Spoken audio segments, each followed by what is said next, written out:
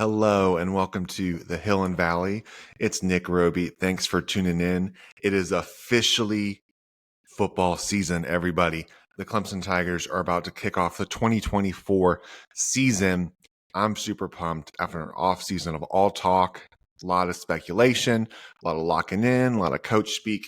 The Tigers are here and ready to go.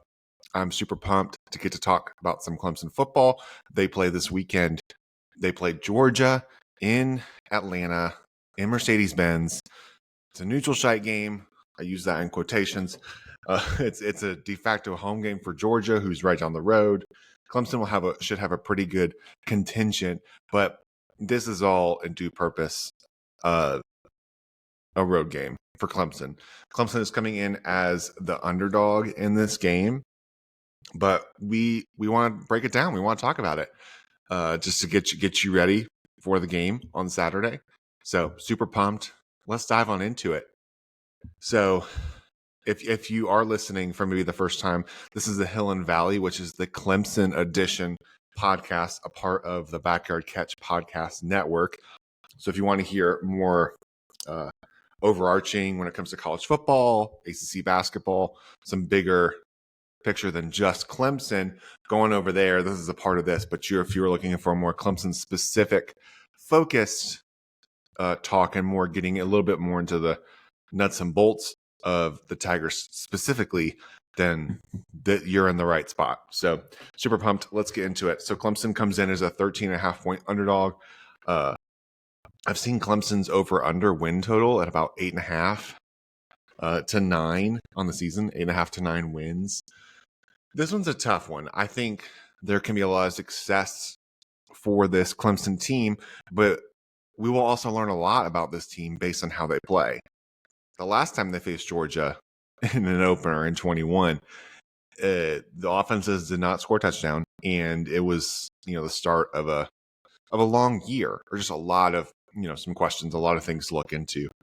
So with this team, there's been a lot of positive talk, a lot of locking in, but you also have to face the number one team in the country, who's been the best team for the past 3 years, and in their backyard, and they're feeling really confident. So the questions will be, what version of Clemson will show up? What new pieces will fill in? Will guys who are second-year starters continue to make that momentum? Will there be a consistent rotation of the same people, at wide receiver? How will the offensive line come through with Matt Luke now as the O-line coach? Year 2 under Garrett Riley, what will that look like? Barrett Carter comes back at linebacker. How does the rest of that defense come together? Peter Woods moves outside. How does he move with the defensive end? How does the secondary look? Do they look, lock in, and how will they look against this passing game for Georgia? So a lot to talk about. Yeah, like I said, 13.5 point underdog. Originally, I was a little bit surprised at that. Not that Georgia was the favorite. I expected that. The number seemed a little high to me, and we'll get into it later, but it just seemed a little high. And I think it also shows a little bit of just how Clemson has, by Clemson's standard, not, maybe you could argue underperformed a little bit. And, last year was the first year in a long time where they didn't get to 10 wins. So I think you're also going off of that as well, and how offensively they haven't been as strong. And Georgia just being the number one team for the past 3 years. So I think a lot of that plays into it as well. But there's just some more question marks. The feel I'm getting for this Clemson team is that there will be improvement. There's been a lot of confidence, especially offensively, what they've been able to do in practice, what they've been able to do and show on the field, which is really encouraging, especially with these freshman receivers. I'm hearing a lot of good things with them, with Bryant Wesco and TJ Moore. How much they will factor in this Georgia game will be seen. I think if you can get them involved early, and if there's matchups to be exploited there, I think especially with Bryant Wesco, he gives you some of that a little bit taller receiver, be able to get a little more of those 50-50 balls. What'll also be interesting too is Clemson's going from having a couple backs being featured to having more of the traditional workhorse type of back in Phil Maffa. So there will be other guys who get more playing time, but for the past couple of years, it's been splitting up. of some carries, and I think you're going to see more of one guy handling the load. I'm also interested to see since we also didn't get depth charts this week. So, I mean, we're all kind of speculating here, but what's the receiver group look like? Like, who's the first, receiver group going out there? Because you could argue that your two best receivers right now, who are the two freshmen, back-to-back freshman years, who have shown well, are Antonio Williams and Tyler Brown. The interesting part is they play the same position with the slot. So, but I think you got to put them both out there. So, who plays outside, who plays slot, who goes on the other boundary? Does Troy Salato, now that he's fully healthy, will he get some? Adam Randall, will he? He can. He's got the tools. It's just a matter of putting it all together on the field and staying healthy. And I think the big question for this game is quarterback play. I mean, people talk about so much that you just get like, yeah, quarterback has to play well. But really, for this team, if Cade has made the improvements that have been talked about this offseason and getting more to be able to continue that mental processing and be able to make those decisions quicker and not trying to force the big play, but still be the aggressor, I think will pay massive dividends, especially if this team can run the ball, take some throws over the middle. I think that's been missing in some of the passing games. So with Brenningstool, if he can play well across the middle, especially in the passing game, you get one of the slot guys to play well. It just opens up the whole field, and it also gives Garrett Riley as a play caller, it gives him a lot more options. But also, like I said, you're going against Georgia. I mean, the team was 5th nationally in scoring defense. They were first and third down conversion rate, like holding. Explosive pass rate, they were 13th. I mean, Clemson was not explosive in the pass game, and this was a solid defense. However, Georgia's also replacing a lot of pieces too. And we're going to learn a lot about Georgia. And I think there's been more assumptions made, that Georgia's going to replace more versus like what Clemson brings. So, which, I mean, it's to be fair, they've kind of earned that. So those are some things I'm kind of looking for. I would expect, like in this game, to definitely trying to get Cade going, get him settled into the game. Definitely don't want to turn the ball over. Really just put a couple drives together and really get a good feel. I expect a good script coming out first part of the game. Definitely get film off at some touches. Won't be surprised to see a couple of screens, just to get the ball out, some quick outs, just to get the ball out of his hands, make some decisions, get a good feel of the game and get him into the game. And also, they've also announced this week that Nolan Hauser, I think it's, or Hooser. It's one of those two pronunciations. I always get a little confused. But the phenomenal freshman kicker, he's going to get the start over Gunn. So that'll be also interesting too, because I think this is going to be a closer game than maybe people expect. And so that's going to be really important as well. Defensively, it's just from a observational standpoint, I think that's been definitely the strong suit. Defensive line, I think, feels great. I mean, they had so many interior defensive linemen, and Peter Woods is so dynamic that they moved him to the outside, kind of like they did Christian Wilkins his sophomore year. So I think you feel good about that. Linebacker, having Barrett Carter is massive, having him back there. And then you get Wade Woodaz, doesn't get talked about as much. And then Sammy Brown, Kobe McLeod, like some of those backup guys, like they're solid. Sammy Brown's, you're going to want to know that name, 5-star. Saw him in person last year. Dude is legit and a player. I think probably the biggest question would just be on defense is the secondary, just because there's some young pieces. And I like Terrell, Then you also have Koval. You also have Mickens. I think how will the corners kind of look? But I think you feel good about it, and that they grew up a lot last year. So Khalil Barnes, of course, I think he'll play more of the safety. It's also nice to have Tyler Venables back. Yes, he still is on the team. I don't know what type of a role will look like for him, but I think just having that veteran leadership and having, a been there, done that person on the team is massive. So, and I think you're going against this Georgia team where, of course they have Carson back. They have Travis Etienne's younger brother, Trevor. It's still unclear if he's going to play or not in this game, but he's a talent, but they can run the ball. They have some good pieces on the outside. They lose Brock Bowers at tight end, but they have Oscar Delp, who is also a matchup problem.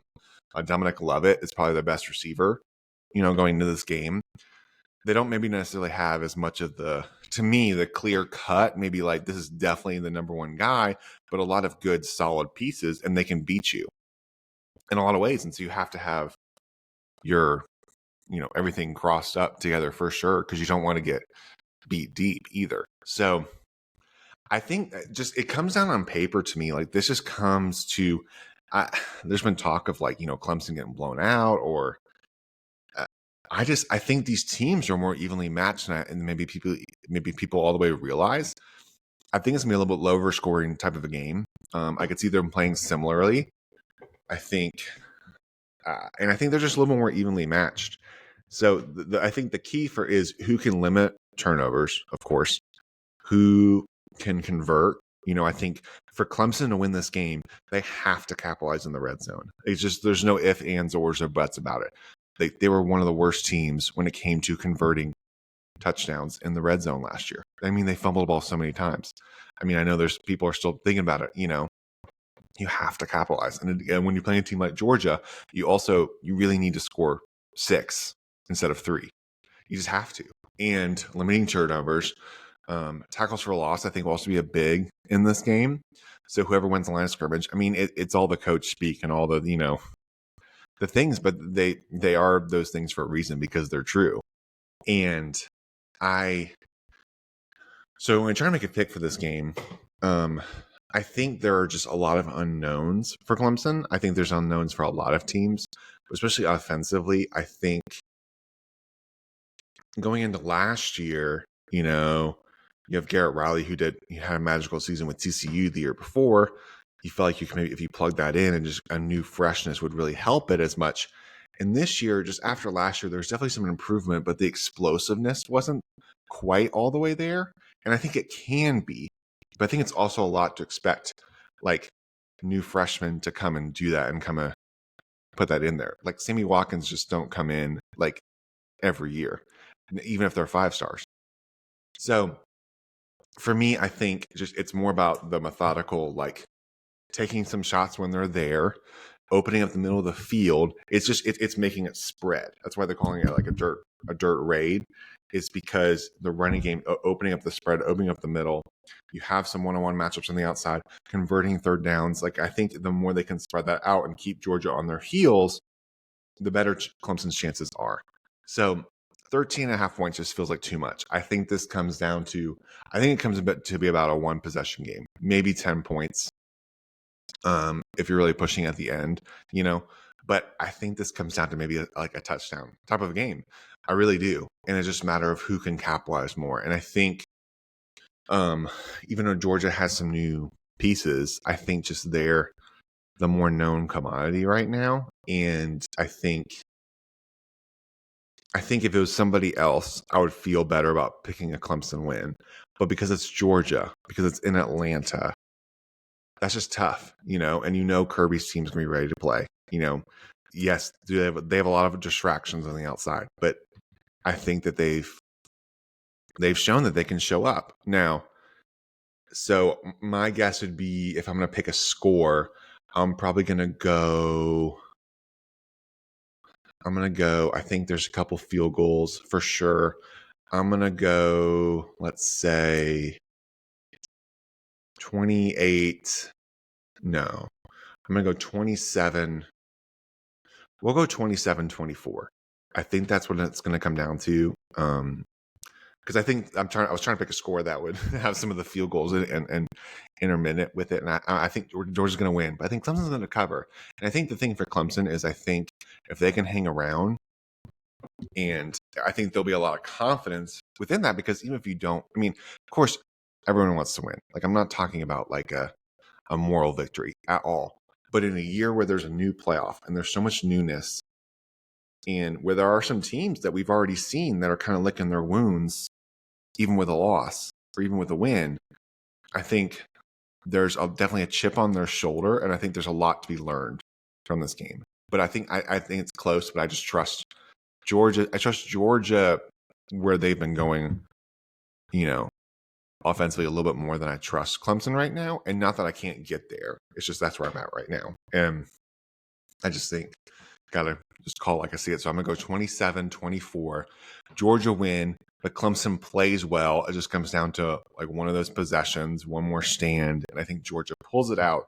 But I think coming out of the weekend, you know a lot more about Clemson.